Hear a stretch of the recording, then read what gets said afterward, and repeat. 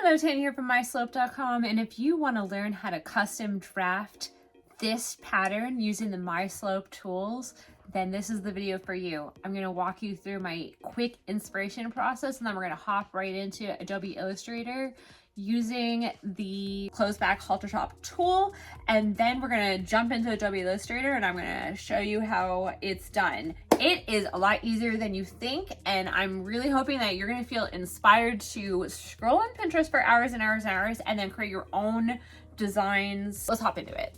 Okay, so when I'm in my design mode and when I'm looking to get inspired, the first place that I'm going is I'm going to Pinterest, and I'm scrolling all day and night. Pinterest is definitely a great place to go to get the juices flowing and to start your brainstorm. So this top, I wanted to combine like a really strappy, like open strappy back, and I really like this 3 straps going across asymmetrical design. And then I really like this shein top. When you're doing me-made outfits, you're taking the fast out of fast fashion and you're making it slow and sustainable. So this is where I start. So Pinterest, and just scrolling until something sets your heart on fire or inspires you, and then you adjust the design from there and really play with it.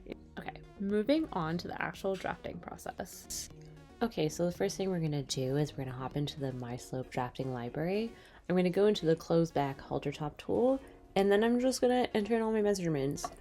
For the pattern specs, I'm going to kind of make it like a block. So I'm going to set everything to 0, strap width to my shoulder width, and then my negative ease, and then I'm going to download that. So I'm using this basically for the under bust line. So that design line is already in there. And because this is an asymmetrical top, we are going to mirror our pieces because we're going to have to pull the top through center front and center back.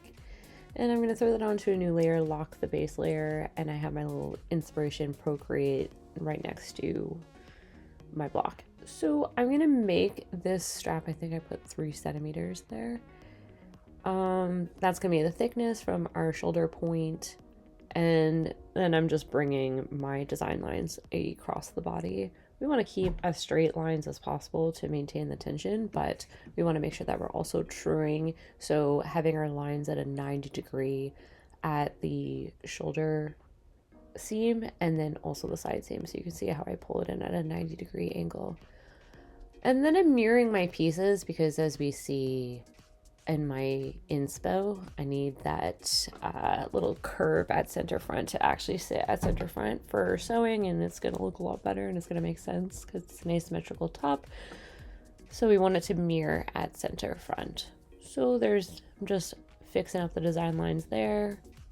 Front piece is done, so we're going to cut out 2 of those and then add our seam allowance.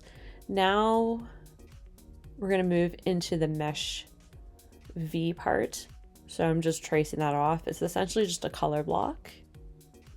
And yeah, I'm going to separate out those pieces. So I have my mesh piece, which is this little triangular piece down there. And then we have our black piece, which is going to be in our main fabric. And then I'm going to trace that off.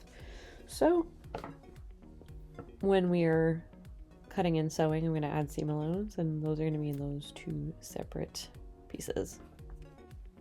Okay, now we're going to move on to our back piece. So you see I took the width from my front piece to mirror it onto my back piece. And because we're doing an asymmetrical top and it's not going to be super strappy, we want to make sure that it's going to mirror on our back pieces. So you can see that I'm taking this strap width and I'm mirroring it onto my back piece, and then I'm drawing in those 90-degree lines. So that way my straps are going to be trued. So pulling in those 90-degree lines, truing them.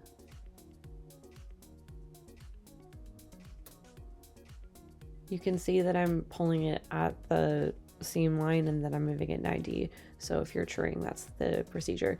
So then I'm just going to take my Bezier curve, align that 90-degree line, and then copy the design line as closely as possible. I'm kind of keeping that neck piece close to the original neckline.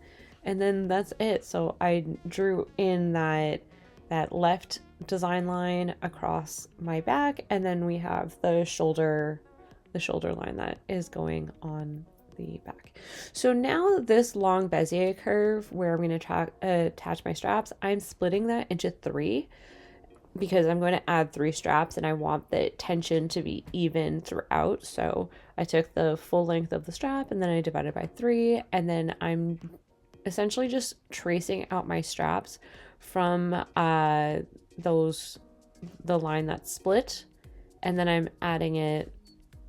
I'm also splitting off my side seam here into 3, and then I'm just connecting everything. I'm writing down the number, so that's the length of the strap. So when I go and calculate the length of the strap, go to cut out the straps, I know what lengths to put. And then also I'm going to apply an additional reduction ratio to those straps. So basically the same test that you do. I'm tracing out the piece here just like we did on the front piece, but back to the straps. So the same reduction ratio test I would do to test the stretch percentage of our fabric, you can do that with straps to see, you know, how much more give they get. I typically just apply a 12% reduction ratio just to reduce the straps even more, to give a bit more security, because straps do tend to stretch a bit more. And then just to save myself time and math later, I'm basically just putting in the width of the strap that I'm going to be using and the length. So I think I'm doing a 1 centimeter strap, and then I'm tacking in where the lines where I'm going to attach each strap. So that's why I'm pulling my piece over and then just marking those points, so when I cut I can notch them. And yeah, so I have all my notches, I have my straps ready to go. I'm writing out the instructions, and then now for the waistband, I'm going over to my legend here. And I'm also going to apply a reduction ratio to my waistband.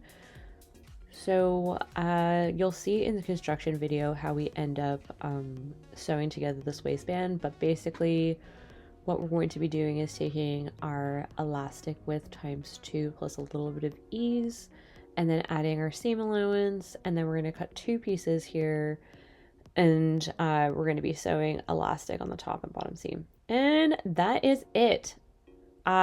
You'll have to join me in the construction video to see how I put this together. If you are inspired to try this design for yourself, please grab the closed back halter top tool below. I want to see what you guys create. All right, like and subscribe. See you guys in the next one. Thanks.